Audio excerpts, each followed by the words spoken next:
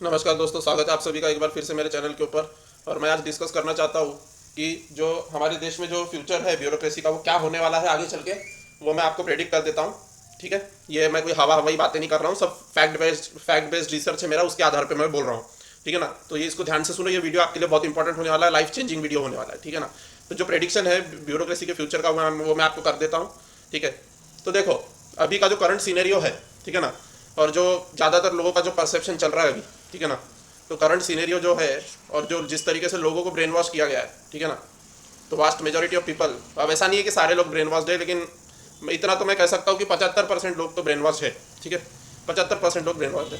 ठीक है, तो करंट सीनेरियो और जिस तरीके से वास्ट मेजोरिटी लोग जो है वो ब्रेन वॉश हो चुके हैं, वो पूरी तरीके से पॉलिटिकली भी ब्रेन वॉश हो गए, रिलीजियसली भी ब्रेन वॉश हो गए और कम्युनली भी ब्रेन वॉश हो गए। ठीक है ना, तो मेरा ऐसा मानना है, मुझे अभी अभी का जो सीनेरियो देख के ऐसा लग रहा है, क्योंकि देखो एक खास बात यह है कि जो पिछली जो सरकारें होती थी ना, इसके पहले की जितनी भी सरकारें होती थी, उनका ऐसा होता था कि उनका वोट बैंक कम होते जाता था समय के साथ। ठीक है ना, जैसे पिछली जितनी भी सरकारें गई इसके पहले, उनका सबका क्या होता था, वोट बैंक समय के साथ, जैसे 10 साल राज की तो 10 साल के बाद वोट बैंक कम हो जाता था। ठीक है ना, 5 साल राज की तो 5 साल बाद भी वोट बैंक कम होता था, एक का दुक्का एक का दुक्का बार बढ़ जाता था। ठीक है ना, पर ज़्यादातर बार कम होता था। ठीक है, लेकिन इस बार क्या है कि वोट बैंक बढ़ते ही जा रहा है, बढ़ते ही जा रहा है। ठीक है ना, मोदी जी का वोट बैंक बढ़ते ही जा रहा है, इतने 10 साल हो जाने के बावजूद। ठीक है ना, और वोट बैंक कम होना चाहिए, इनकम एंटी इनकम्बेंसी रहना चाहिए, तो एंटी इनकम्बेंसी कुछ भी नहीं। ठीक है ना, एंटी इनकम्बेंसी कुछ भी नहीं, क्योंकि लोगों को ब्रेन वॉश कर दिया गया है। ठीक है ना, लोगों को पॉलिटिकली, रिलीजियसली और कम्युनली ब्रेन वॉश कर दिया गया। आपको विश्वास नहीं है लोग ब्रेन वॉश हुए, तो आप अपने व्हाट्सएप ग्रुप खोल के देख लो। ठीक है ना, अगर आपको विश्वास नहीं है लोग ब्रेन वॉश है, तो अपने व्हाट्सएप ग्रुप खोल के देख लो ना, सीधे सीधे हाथ कंगन को आरसी क्या, आप देख लो, सीधे व्हाट्सएप ग्रुप खोल के देख लो, आपको दिख जाएगा लोग कितने ब्रेन वॉश है, पॉलिटिकली भी, रिलीजियसली भी और कम्युनली भी। ठीक है ना, तो इसलिए मैं श्योर हूँ, 99.99% श्योर हूँ कि जो बीजेपी है वो अगले 25-30 साल तक राज करेगी। ठीक है ना, 99.99% श्योर हूँ मैं। ठीक है ना, अगले 25-30 साल तक बीजेपी राज करेगी। और अब तो प्रोपेगेंडा इतना ज़्यादा फैल गया, कि विदेशों में भी चला गया प्रोपेगेंडा। ठीक है ना, अब तक क्या होता था, अब तक जो प्रोपेगेंडा था वो भारत में सीमित रहता था, विदेश का मीडिया कभी कभी सच दिखा देता था। ठीक है ना, ऐसा नहीं है कि विदेश का मीडिया प्रोपेगेंडा नहीं छापता था, कभी कभी छापता था विदेश का मीडिया प्रोपेगेंडा, लेकिन इतना इस हद तक नहीं छापता था। अब क्या हो गया, प्रोपेगेंडा इतना ज़्यादा फैल गया भारत में कि विदेश का मीडिया भी अब उसके चपेट में आ रहा है, प्रोपेगेंडा के चपेट में आते जा रहा है। ठीक है ना, तो ये सारी चीज़ों को देखते हुए ऐसा लग रहा है कि अगले 25 से 30 सालों तक, ठीक है ना, 25-30 साल तक बीजेपी कहीं नहीं जा रही। ठीक है ना, बीजेपी ही रहने वाली है 25-30 साल। ठीक है, लगातार रहेगी वो भी।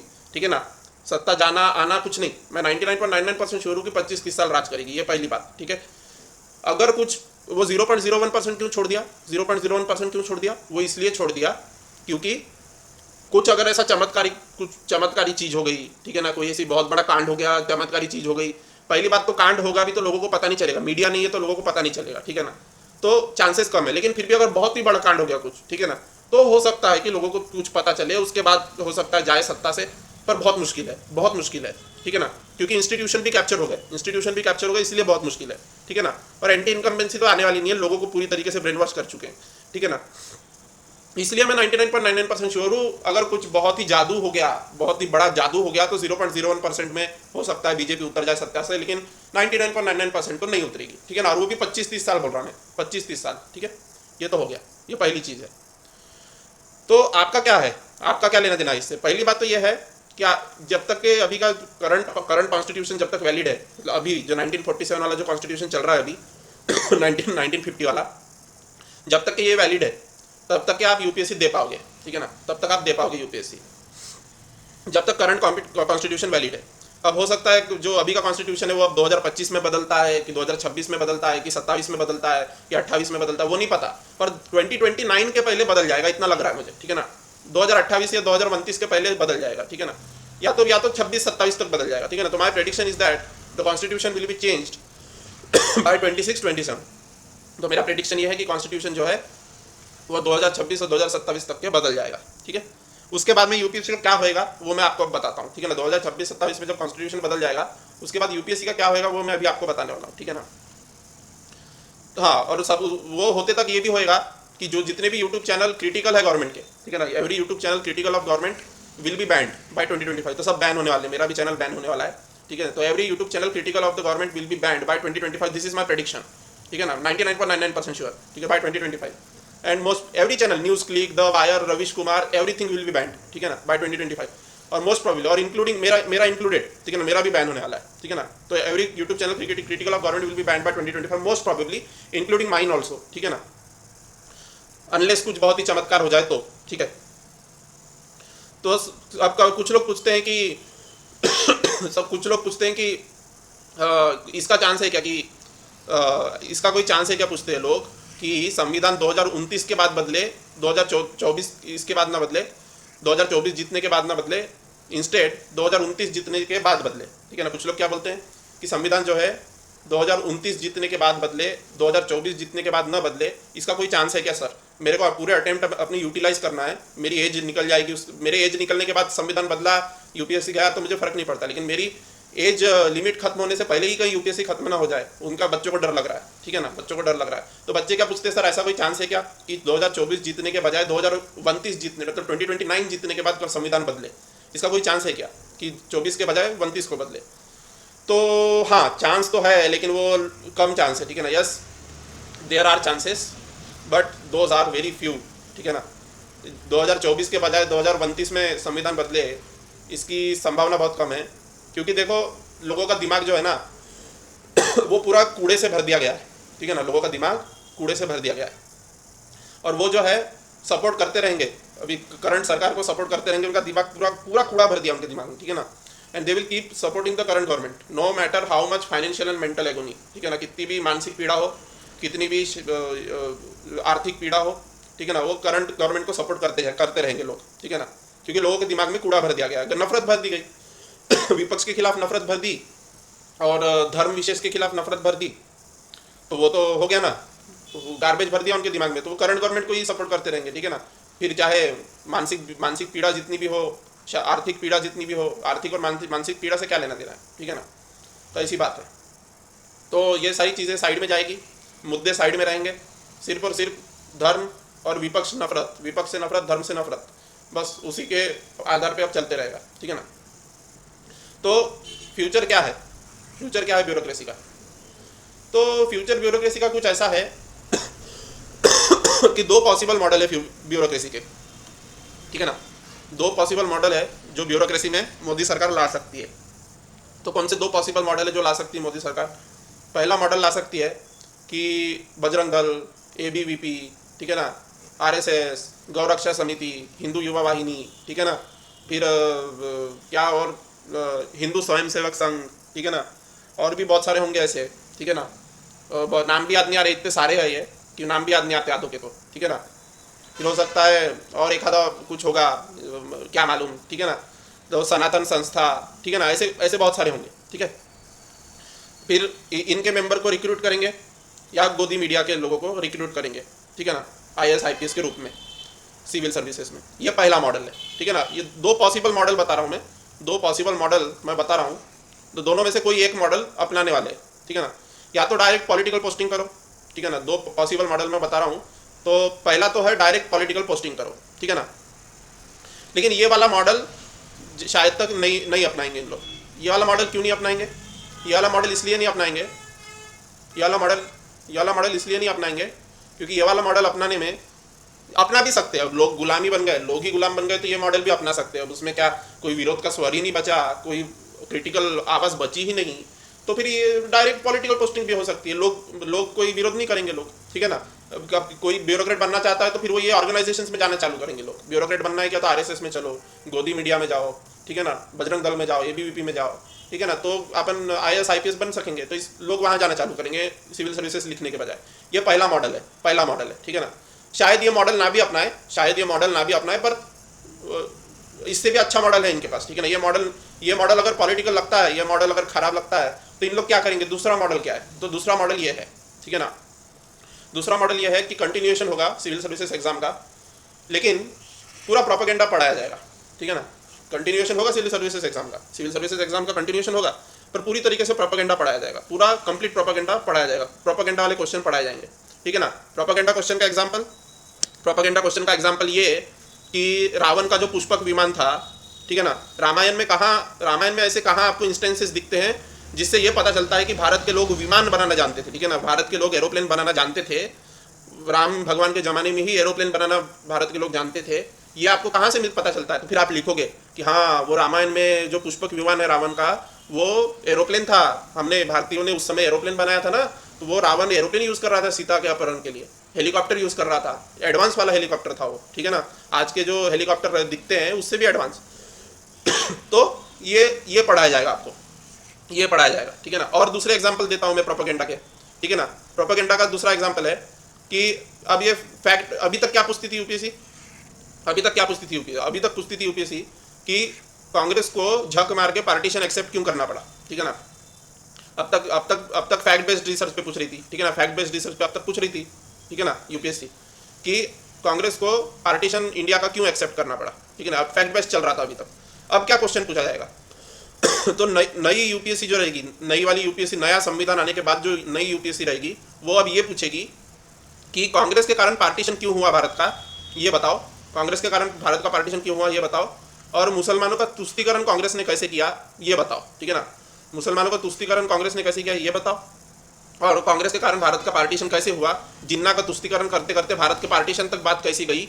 जवाहरलाल नेहरू, मोहम्मद अली जिन्ना, मतलब व्हाट्सएप यूनिवर्सिटी का ज्ञान कुल मिला के, व्हाट्सएप यूनिवर्सिटी, ठीक है ना। जवाहरलाल नेहरू, मोहम्मद अली जिन्ना और एडवीना, इनका लव ट्रायंगल कैसा था, ठीक है ना, व्हाट्सएप यूनिवर्सिटी कंप्लीट, ठीक है ना। मोहम्मद अली जिन्ना, एडवीना, जवाहरलाल नेहरू, इनका लव ट्रायंगल कैसा था, फिर इनके लव ट्रायंगल के चक्कर में देश के 2 टुकड़े कैसे हो गए, ठीक है ना। नेहरू जी अय्याश कैसे थे, ठीक है ना, ऐसी चीज़ें। जी भी नहीं लगाएंगे नेहरू के आगे, नेहरू अय्याश क्यों था ऐसा बोलेंगे, ठीक है ना। तो ये सब ये व्हाट्सएप यूनिवर्सिटी पढ़ाने वाले अब, ठीक है, ये हो गया। और एक मैं एग्जांपल देता हूँ। यूपीएससी 2030 में क्या क्वेश्चन पूछेगा, यूपीएससी 2030 में क्या क्वेश्चन पूछेगा वो भी मैं बता देता हूँ आपको, ठीक है ना। और ये भी व्हाट्सएप यूनिवर्सिटी को जो कॉन्स्टिट्यूशनलाइज किया है ना, यूपीएससी 2030 में क्या पूछेगा, जो व्हाट्सएप यूनिवर्सिटी कॉन्स्टिट्यूशनलाइज हो गई, व्हाट्सएप यूनिवर्सिटी जो कॉन्स्टिट्यूशनलाइज होगी उसके आधार पर पूछेगा कि बाबर ने अयोध्या का मंदिर कैसे तोड़ा, ठीक है, बाबर ने अयोध्या का मंदिर कैसे तोड़ा, और फिर मोदी जी ने हिंदुओं को कैसे बचाया, उसका अयोध्या के मंदिर का कंस्ट्रक्शन करके मोदी जी ने हिंदुओं को कैसे बचाया बाबर के अयोध्या के मंदिर को गिराने के बाद, ठीक है ना। ये पूछा जाएगा आपको यूपीएससी 2030 में, ठीक है ना। अगर यूपीएससी की एग्जाम कंटिन्यू हुई तो, अगर यूपीएससी की एग्जाम कंटिन्यू होती है 2027 के बाद, 2026 के बाद, 25 के बाद, ठीक है ना। तो 2 मॉडल है, एक मॉडल तो है कि राजनीतिक पोस्टिंग करो, राजनीतिक पोस्टिंग पहला मॉडल है, और दूसरा मॉडल ये है, ठीक है ना, दूसरा मॉडल ये है कि व्हाट्सएप यूनिवर्सिटी को कॉन्स्टिट्यूशनलाइज करो। तो व्हाट्सएप यूनिवर्सिटी को कॉन्स्टिट्यूशनलाइज करने का क्या तरीका है? बाबर ने कैसे तोड़ा था अयोध्या का मंदिर, और फिर मोदी जी ने वो हिंदुओं को कैसे बचाया, ठीक है ना, अयोध्या का मंदिर रिकंस्ट्रक्शन करके, ठीक है। ये यूपीएससी 2030 का क्वेश्चन रहेगा। ऐसा कचरा पढ़ाया जाएगा, ऐसा कचरा अब पढ़ाया जाएगा। अब तक ऐसा कचरा कहाँ पढ़ाया जाता था? ऐसा कचरा पाकिस्तान में पढ़ाया जाता था, ठीक है ना। पाकिस्तान की कभी हिस्ट्री की बुक वगैरह देखोगे ना, तो वो पाकिस्तान की हिस्ट्री की बुक में फ्रीडम स्ट्रगल का कोई जिक्र ही नहीं है, ठीक है ना। पाकिस्तान की फ्रीडम, इसमें इंडिया के साथ जो उनने शेयर की हिस्ट्री, उसका कोई जिक्र नहीं मिलता पाकिस्तान की हिस्ट्री बुक में, ठीक है ना। कि पाकिस्तान के लोगों को तो ये भी, आधे लोगों को तो ये भी नहीं मालूम है कि भारत का टुकड़ा था वो कभी, पाकिस्तान के आधे लोगों को ये भी नहीं मालूम कि पाकिस्तान कभी भारत का हिस्सा था, क्योंकि व्हाट्सएप यूनिवर्सिटी का प्रोपेगेंडा पढ़ाया गया उनको, ठीक है ना, बचपन से ही पढ़ाया गया, तो 1947 से ही पढ़ाया जा रहा है वहाँ पे, ठीक है ना। पर यहाँ पे भी 2027 से पढ़ाना चालू हो जाएगा। तो पाकिस्तान की हिस्ट्री बुक में क्या पढ़ाया जाता है पता है तुमको? पाकिस्तान की हिस्ट्री बुक में ये पढ़ाया जाता है कि कांग्रेस हिंदुओं का तुष्टीकरण कैसे करती थी, ठीक है ना। पाकिस्तान की हिस्ट्री बुक में क्या पढ़ाया जाता है? पाकिस्तान की हिस्ट्री बुक में यह पढ़ाया जाता है कि कांग्रेस हिंदुओं का तुष्टीकरण कैसे करती थी। और यहाँ के हिस्ट्री बुक में क्या पढ़ाया जाएगा कि कांग्रेस मुसलमानों का तुष्टीकरण कैसे करती थी, ठीक है ना। तो मरना तो कांग्रेस को ही है हर जगह से, ठीक है ना। हमारे टाइप के लोगों को कांग्रेस बोलने के बजाय ऐसा बोलो, इंटेलेक्चुअलों को मरना है। कांग्रेस को छोड़ो, कांग्रेस में अच्छे लोग भी है, बुरे लोग भी है, वो छोड़ो, ठीक है ना। पर कांग्रेस का जो टॉप लीडरशिप है वो इंटेलेक्चुअल की कैटेगरी में आती है, ठीक है ना। तो वो इंटेलेक्चुअल को मरना है हर जगह, ठीक है ना। मेरे को मरना है, इंटेलेक्चुअल दूसरे और इंटेलेक्चुअल है उनको सबको मरना है, हर जगह मरना है, ठीक है ना। तो यही है दुनिया का सच, ठीक है ना। तो ये होगा, ये यूपीएससी 2030 का क्वेश्चन होगा, व्हाट्सएप यूनिवर्सिटी जो कॉन्स्टिट्यूशनलाइज हो जाएगी, ठीक है। तो ये मान के चलो कि अब आप लोगों के पास सिर्फ 2 अटेम्प्ट बाकी है, ठीक है ना। अब आप लोगों के पास सिर्फ 2 अटेम्प्ट बाकी है आपके हाथ में, ठीक है। तो ये 2 अटेम्प्ट में आप क्लियर कर लो जल्दी जल्दी यूपीएससी, ठीक है ना। यूपीएससी को जल्दी जल्दी ये 2 अटेम्प्ट में क्लियर कर लो 2025 तक जल्दी जल्दी यूपीएससी को क्लियर कर लो, ठीक है ना। 2025 आपका 2025 में ये पुराने मॉडल का यूपीएससी, ठीक है ना। पुराने मॉडल का यूपीएससी, ओल्ड मॉडल सिर्फ 2025 तक चलेगा, ठीक है ना। ओल्ड मॉडल ऑफ यूपीएससी जो है 2025 तक चलेगा, उसके बाद में नया मॉडल आ जाएगा, ठीक है ना। तो ये है। और मेरे ऊपर भरोसा करना है करो, नहीं करना है मत करो, पर मैं सही साबित होऊंगा आगे चल के, ठीक है ना। तो तुमको मेरे ऊपर भरोसा करना है करो, नहीं करना है मत करो, तुम्हारी इच्छा है, पर मैं सही साबित होने वाला हूँ आगे चल के। मैंने कहा मैं अभी से प्रेडिक्ट कर रहा हूँ, मैं आगे चल के सही साबित होने वाला हूँ, ठीक है ना। ठीक है, तो फिर ऐसी स्थिति में अगर आखिरी के 2-3 अटेम्प्ट बाकी रह गए हैं, आखिरी के 2-3 अटेम्प्ट अगर बाकी रह गए हैं, तो मोटिवेटेड कैसे रहें, क्योंकि ये सब तो डीमोरलाइजिंग है, ये सारी चीज़ें क्या है, डीमोरलाइजिंग है, ठीक है ना। तो ऐसी स्थिति में फिर मोटिवेटेड कैसे रहें।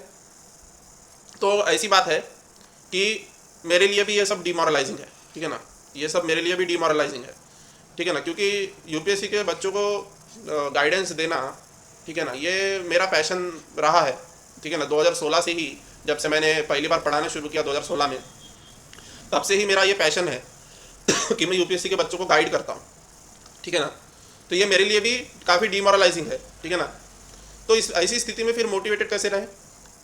तो ऐसी स्थिति में मोटिवेटेड इस तरीके से रहा जा सकता है, ठीक है ना, कि डीमोरलाइज होना कोई ऑप्शन तो है नहीं, ठीक है ना। डीमोरलाइज होके क्या फ़ायदा है, डीमोरलाइज हो जाओगे तो जो आखिरी के 2-3 अटेम्प्ट बाकी है वो भी नहीं निकाल पाओगे, ठीक है ना। अगर डीमोरलाइज हो जाओगे तो आखिरी के जो 2-3 अटेम्प्ट बाकी है वो भी नहीं कर दे पाओगे, वो भी हाथ से निकल जाएंगे, ठीक है ना। तो आखिरी के जो 2-3 अटेम्प्ट बाकी है अगर डीमोरलाइज हो गए तो वो भी हाथ से निकल जाएंगे, ठीक है ना। तो इसलिए बेहतर यह है कि अपने काम से काम रखो, ज़्यादा चिंता मत करो, ठीक है ना। काम से काम रखो, ज़्यादा चिंता मत करो। 2-3 अटेम्प्ट ऐसा मन में अज्यूम कर लेना कि मैंने 6 अटेम्प्ट दिया था, 6 अटेम्प्ट में नहीं निकला मेरा, चलो भाड़ में डालो, ठीक है ना। ऐसा कर देना, ऐसा मन में अज्यूम कर लेना, ठीक है ना। ऐसा मन में अज्यूम कर लेना कि 6 बार देने पे वैसे भी चांसेस क्या है, चांसेस तो 0.01% ही थे ना आपके निकलने के, ठीक है ना। 6 अटेम्प्ट भी देते तो 1 लाख में एक ही बच्चा करता है ना सिविल सर्विसेज क्लियर। 1 लाख में 10,000 में एक बच्चा ही तो करता है सिविल सर्विसेज क्लियर। तो वैसे भी चांसेस तो बहुत कम ही थे, ठीक है ना। अब अगर चांसेस कम ही थे तो अब तो चांसेस बचे ही नहीं, तो क्या उसमें बड़ी बात क्या है, ठीक है ना। बड़ी बात तो कुछ नहीं है, ठीक है। तो डीमोरलाइज होने की जरूरत नहीं है, ठीक है ना। जो आखिरी के 2-3 अटेम्प्ट बचे उसको अच्छे से यूटिलाइज करो, आखिरी के 2-3 अटेम्प्ट को अच्छे से यूटिलाइज करो, ठीक है ना। तो मेरा कहने का मतलब यह है कि 100 रुपये फेंको मत, ठीक है ना। 20 रुपये बचाने के लिए, मेरा कहने का मतलब यह है कि 20 रुपये बचाने के लिए 100 रुपये मत फेंको, ठीक है ना। 20 रुपये बचाने के लिए 100 रुपये मत फेंको। उससे अच्छा मॉडल यह है, 20 रुपये बचाने के लिए 100 रुपये फेंकने से अच्छा है कि जो 10 रुपये बचे हैं, ठीक है ना। 20 रुपये बचाने के लिए 100 रुपये फेंकने से अच्छा है कि जो 10 रुपये आपके पास बचे हैं उन 10 रुपये को अब बचाओ, ठीक है ना। 20 रुपये, ठीक है ना, 20 रुपये पाने के लिए 100 रुपये फेंकने से अच्छा है जो बच गया है 10 रुपया, ठीक है ना, उसको आप बचा लो अभी, ठीक है ना। तो just save the 10 rupees which are at your disposal right now, so just save them. अगर आपको ऐसा लगता है, आप बिलीव नहीं करना चाहते, if you don't want to believe in me then it's your choice, ठीक है ना। आपको अगर मेरे ऊपर भरोसा नहीं है मेरी इन बातों पर, तो आपकी इच्छा, आपको खुशफहमी में रहना है, तो रहो, मुझे कोई प्रॉब्लम नहीं, ठीक है ना। आपको अगर मुझ पर भरोसा नहीं है, खुशफहमी में आपको रहना है तो आप रहो, ठीक है ना। पर मैं ऑटोमेटिकली सही साबित हो जाऊंगा, ठीक है ना। मैं ऑटोमेटिकली सही साबित हो जाऊंगा अगले 2-3 सालों में, ठीक है ना। अगले 2-3 सालों में मैं ऑटोमेटिकली सही साबित हो जाऊंगा, ठीक है ना। अगर आपको मेरे ऊपर भरोसा करना है करो, नहीं करना है मत करो, पर मैं अगले 2-3 सालों में ऑटोमेटिकली सही साबित हो जाऊंगा, ठीक है ना। तो वो मेरे सत्य को प्रूव करने की मुझे जरूरत नहीं, ठीक है ना। मेरे सत्य को प्रूव करने की मुझे जरूरत नहीं है, समय मुझे सत्य प्रूव कर देगा, समय जो है मुझे सही प्रूव कर देगा अपने आप, ठीक है ना। देख लेना आप।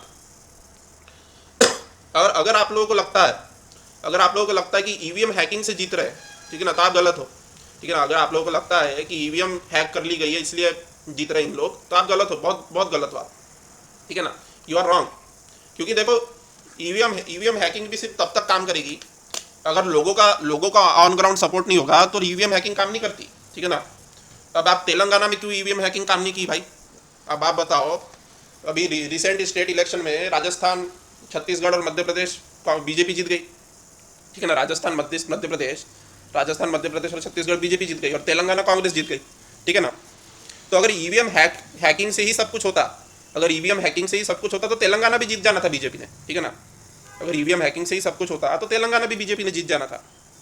पर तेलंगाना बीजेपी इसलिए नहीं जीती क्योंकि ऑन ग्राउंड सपोर्ट नहीं है बीजेपी को, ठीक है ना। तेलंगाना बीजेपी इसलिए नहीं जीती क्योंकि वहाँ द्रविडियन कल्चर है, आर्यन कल्चर नहीं, ठीक है ना। तेलंगाना में द्रविडियन कल्चर है, आर्यन कल्चर नहीं है। आर्यन कल्चर कम्युनल कल्चर है, ठीक है ना। द्रविडियन कल्चर सेक्युलर कल्चर है, समझ रहे हो ना। इन जनरल बोल रहा हूँ, इसलिए वहाँ पे बीजेपी नहीं जीती, वो सीधी बात है, ठीक है ना।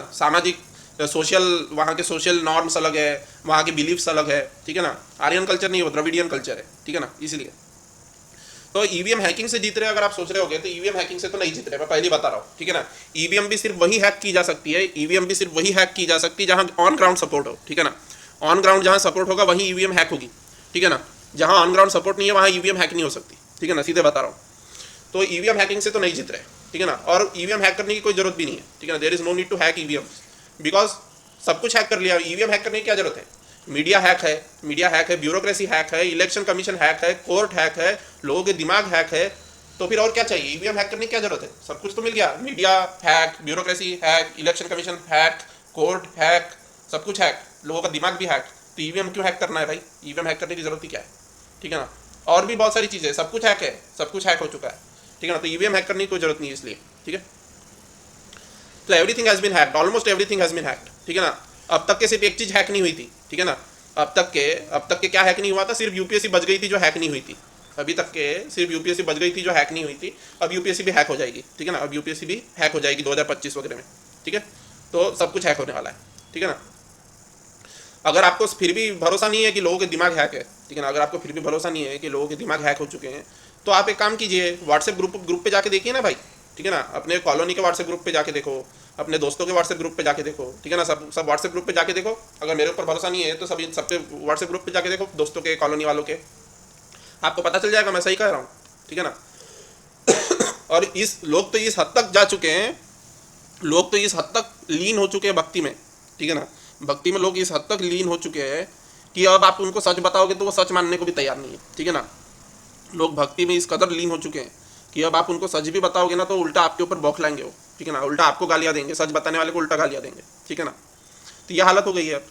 तो आप खुद आपको आजमाना है तो आजमाओ ना भाई, आप खुद आजमाओ ना, व्हाट्सएप ग्रुप पे जाके देखो, ठीक है ना। आपको नहीं व्हाट्सएप ग्रुप से एग्जिट नहीं करवाया तो मेरा नाम बदल देना, ठीक है ना। या तो आपको व्हाट्सएप ग्रुप से लेफ्ट कर देना पड़ेगा, या तो वही आपको व्हाट्सएप ग्रुप से निकाल देंगे, एडमिन निकाल देगा आपको, ठीक है ना। तो ये सब है। तो अभी मॉडल ये है कि नेता लोगों के लिए काम करने के बजाय, ठीक है ना। डेमोक्रेसी में क्या होना चाहिए, डेमोक्रेसी में होना चाहिए कि नेता ने जनता के लिए काम करना चाहिए। डेमोक्रेसी में क्या होना चाहिए, नेता ने जनता के लिए काम करना चाहिए, ठीक है ना। पर यहाँ पे उल्टा हो रहा है, लोग नेता के लिए काम कर रहे हैं, ठीक है ना। डेमोक्रेसी में क्या होना चाहिए, नेता ने जनता के लिए काम करना चाहिए, पर यहाँ पे जो है जनता काम कर रही है नेता के लिए। बहुत अद्भुत स्थिति है, ठीक है ना। जनता काम कर रही है नेता के लिए, ये बहुत अद्भुत स्थिति है, पहली बार भारत के इतिहास में बनी है। और यही मॉडल है एक्चुअली, ठीक है ना। यही आरएसएस का मॉडल है, ठीक है। अब आप बोलोगे कि सर अगर यही आरएसएस का मॉडल है तो फिर अटल जी के टाइम पे या मोरारजी देसाई के टाइम पे बीजेपी ने अपना असली रंग क्यों नहीं दिखाया, ठीक है ना। अभी मोदी जी के टाइम पे बीजेपी अपना असली रंग क्यों दिखा रही है, पहले क्यों नहीं दिखाया अपना असली रंग। तो मैं बता देता हूँ, पहले इसलिए अपना असली रंग नहीं दिखाया इन्होंने, पहले अपना असली रंग इसलिए नहीं दिखाया क्योंकि उस समय गठबंधन की सरकार थी, ठीक है ना। मान लो देखो, अटल जी उतने बुरे नहीं थे, ठीक है ना। अटल जी कंपेरेटिवली बेटर थे, पर संगठन वैसा ही था जैसा आज है, ठीक है ना।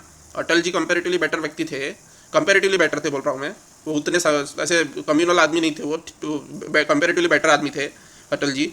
पर वो संगठन वैसा ही था जैसा आज है ना, उग्र हिंदुत्व वाला, वैसा ही था वो संगठन पहले भी, ठीक है ना। पर तब में और अब में फ़र्क यह है कि उस समय जो है गठबंधन की सरकार थी, पहली बात, ठीक है ना।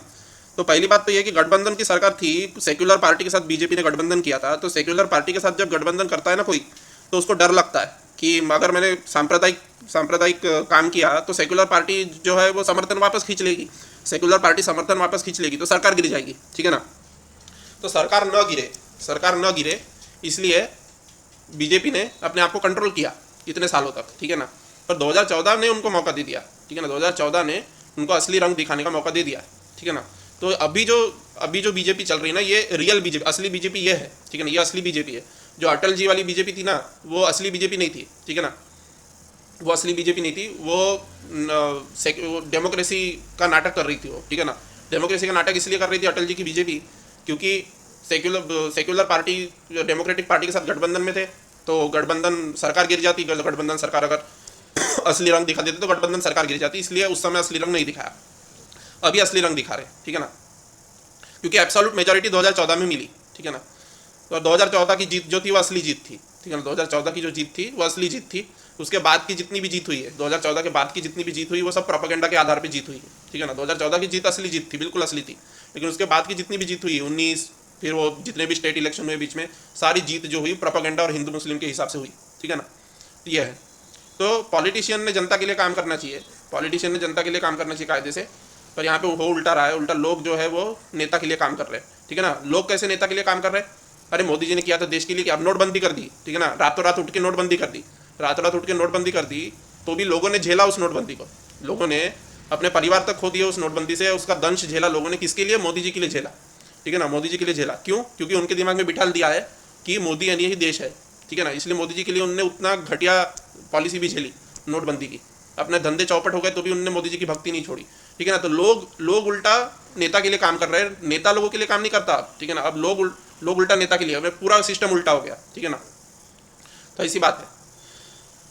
तो कुल मिला के हिम्मत मत हारो, आखिरी के 2-3 अटेम्प्ट अच्छे से दो, आखिरी के 2-3 अटेम्प्ट बाकी है आप लोगों के पास, हिम्मत मत हारो। 2025 हो सकता है 2026 तक भी, देखो आखिरी तक लड़ने की हिम्मत रखो, कभी भी ना आखिरी तक लड़ना चाहिए आदमी ने, ठीक है ना। आप अकेले नहीं हो ऐसे जिसके हालत खराब है, बहुत लोग हैं। अब मैं सिविल सर्विसेज का टीचर हूँ, मुझे सिविल सर्विसेज के लिए पढ़ाना छोड़ देना पड़ेगा 2025-2026 के बाद, क्या होएगा? मुझे छोड़ना पड़ेगा सिविल सर्विसेज पढ़ाना, क्योंकि मैं वैसा घटिया सिलेबस पढ़ा ही नहीं सकता अपने बच्चों को, ठीक है ना। तो हम जो है आने वाले 20-25 सालों के लिए गुलाम बन चुके हैं, ठीक है ना। तो हम जो है आने वाले 20-25 सालों के लिए गुलाम बन चुके हैं। तो जो सच्चाई है उसको ब्रेवली, मतलब बिल्कुल हिम्मत के साथ उसका सामना करो, ठीक है ना, रियलिटी का बिल्कुल ब्रेवली सामना करो।